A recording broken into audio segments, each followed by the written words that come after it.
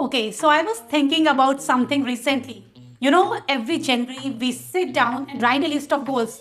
New year, new plan, new energy. I used to do this every single year. Big list. This year I will get fit. This year I will grow my work. This year I will be more disciplined. January would go well. February, still okay.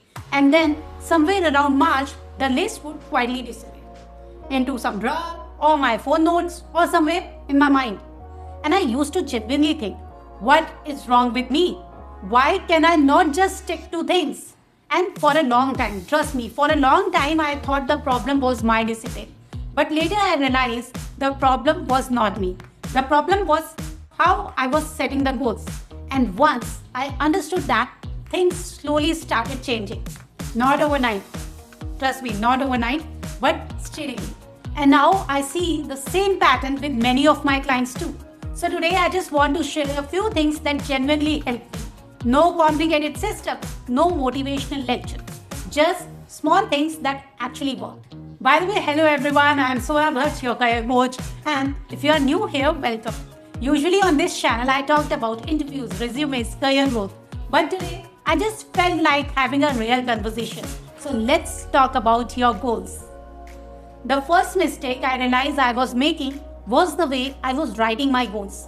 I used to write things like, I want a better job. I want to be healthier. I want to grow my business. These sounds like goals. But actually, they are just wishes. Just read them again. They are just wishes. There is no date, no number, no clear action. Just a direction. And you know what? The brain does not work well with vague direction. It is like telling someone, go north. Okay, I will go north, but where in north? Which city? Which address? So I started doing something very simple. I made my goal more specific. Not, I want to grow my business.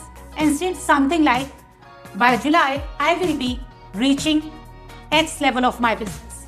Now suddenly the goal became real because I would work backwards.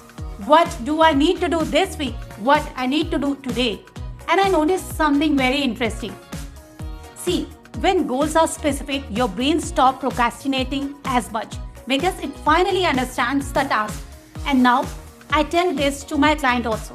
And the ones who's actually having a goal with number and dates move much faster than the people who want to say, oh, I will do this next year.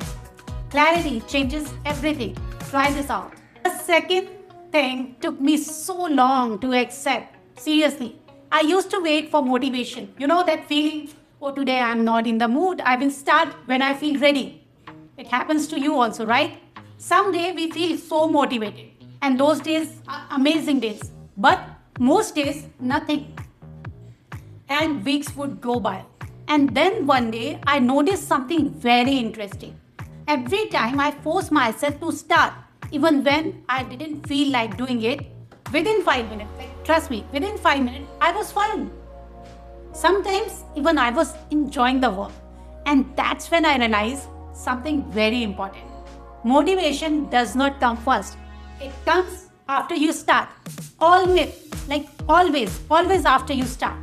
So I stopped waiting for motivation. I started scheduling my things. Same time, every day. Not when I feel like it. Just routine. It's like brushing your teeth. You don't wake up thinking, oh, do I feel motivated to brush my teeth today? You just do it, right? So same to your work. Once I started doing that, things became much easier. And now when my clients say, Sona, I cannot sit down and prepare what you have given to me, I tell them the same thing. Stop waiting to feel ready. Just sit down, start. The feeling will come. And now let's talk about the third thing. And honestly, this one is underestimated. I used to think progress required big chunk of time. 2 hours, 3 hours, a full weekend. And if I don't have that time, I would not start. I would say, I will do it properly later when I will be having time because this thing required a good amount of time. But later rarely comes. What actually helped me was something very simple. Doing small things every day. Even 20 minutes, even 15 minutes. Just something every day. And over the time, I realized something very powerful.